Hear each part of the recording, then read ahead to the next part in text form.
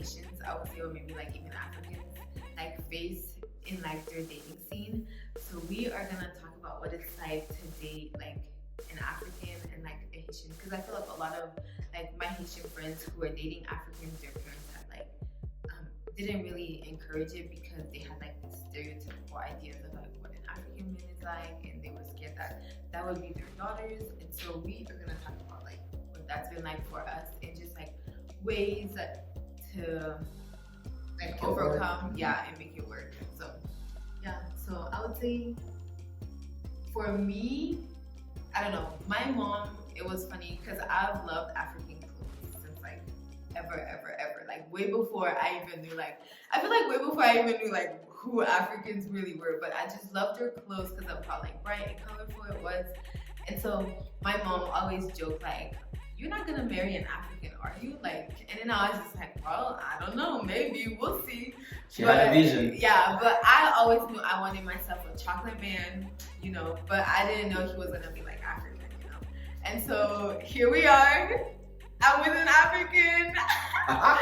So, I don't know, I think like the difference between, because my mom, like when Omar and I started dating, I told her where he was from, and she had met Omar before, but I think a difference is that she had met Omar and knew like Omar for who he was, even though like before we were seriously dating, then she was like, well, of all your African friends like that I met, he was like my favorite one. And I think it was just because I like Omar's mannerism and just like how he like presented himself, and that was because he had plans, so he knew what he was doing.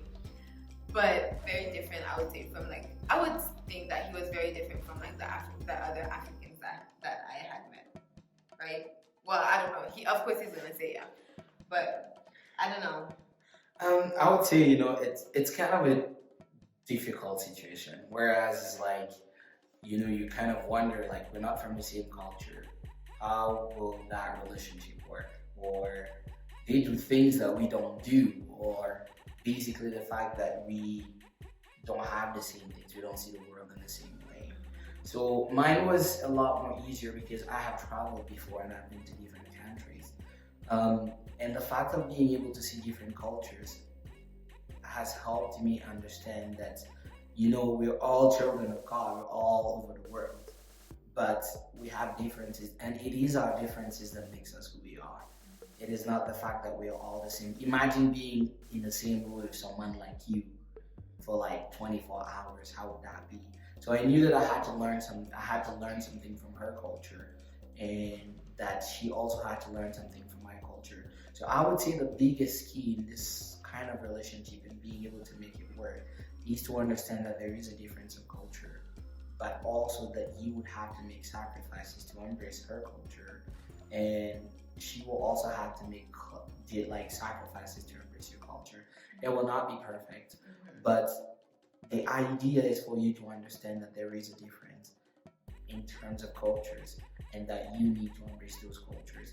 But also is the fact for you to understand that even though you're all different, you're all still the same, because you're all in this world, you're all humans. That is one of the things that the key that you need to understand. So I would say that nothing is easy. I remember at the beginning of our relationship, I told her, if we are willing to make it work, then it will work. And that is the key to me, is that both of us, if we're both willing to make it work, then it's all going to work. So it's not a matter of culture. It is not a matter of like, we don't do things the same way. It is a matter of, are you willing to make it work? That was my question. And I think that was the main idea. I talked to her mom, and she told me about her fears about Africans. But Africans comes and break the hearts of their children and just leave. I understand Which happens. I mean, it happens in every culture. It does, but the idea is, just as you said, it happens in every culture. You don't need to be from a different culture to know that people break each other's heart. Haitians break each other's heart. And also the same way, Burkina-Faso break each other's heart. So it is not a matter of like, we're from different cultures. It's a matter of like, are you willing to make it work? That is the real question. And as long as both of you are willing to make it work, then nothing is going to stop you, because you will be willing to make sacrifices for each other. Your food will be different. Definitely our food are different. And we strive. And I would say it's a beautiful culture. It's a beautiful thing to be able to mix cultures together. A reason why, because your children are going to be so diversified. They would have so many new things that they will learn. Our children will be able to learn Haitian culture, and they'll be able to learn African culture, and they'll be able to learn culture most especially from my country. And I think it is a beauty in that they'll be able to learn different languages, they'll be able to learn different things. I would say, me, on my terms, one of the things that I see the world is that the greatest gift you can give to your children is the ability of being able to travel, to be able to learn different cultures. Then they understand the world a little bit better. So I would say being able to mix or get married to someone from a different culture is a blessing. Simply because I see it as a way of growth, as a way of being able to kind of like, being able to see the world in a different way. I don't know what a lot of times. I mean, I think with a lot of like the Haitian, well, I'm speaking from like the Haitian not for the Haitian community, but like from a Haitian perspective, because I know my mom.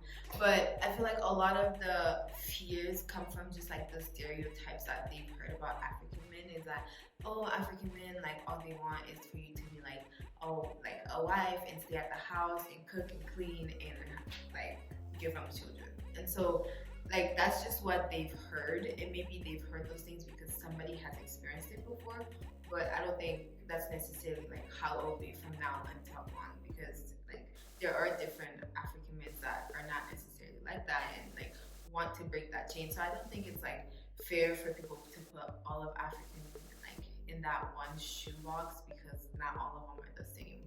So Yeah, definitely. So wherever you go, there will always be bad. That is one specific thing you need to understand.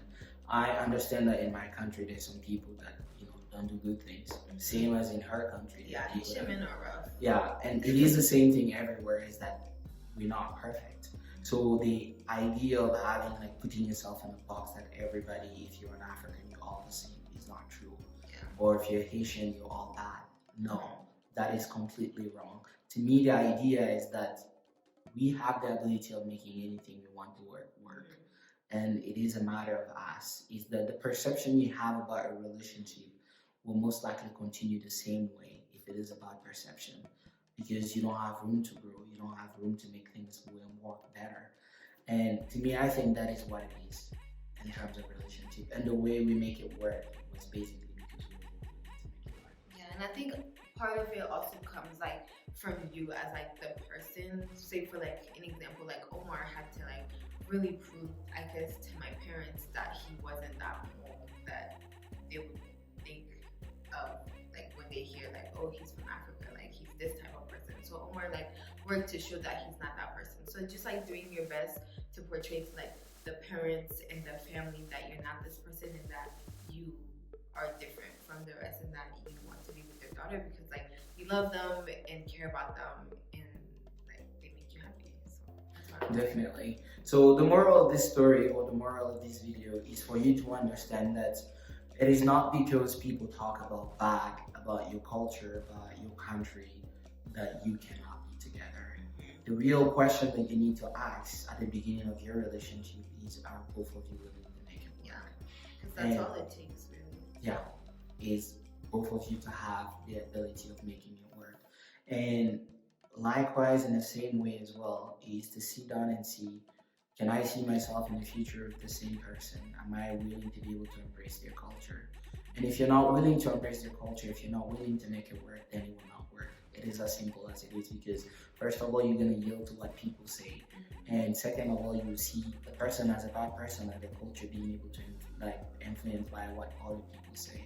So our invitation to you, if you're considering dating somebody that is from a different culture, a different race from you, is for you to understand that it doesn't require a lot. It just requires willingness from both of you. And if you're willing to make it work, then it's gonna work. No matter what people say. People will talk. No matter what it is. Whether you're good or bad, people will still talk about you. And they'll find something to be able to tell you guys there's this. Yeah, like that. why it shouldn't be anything. Definitely.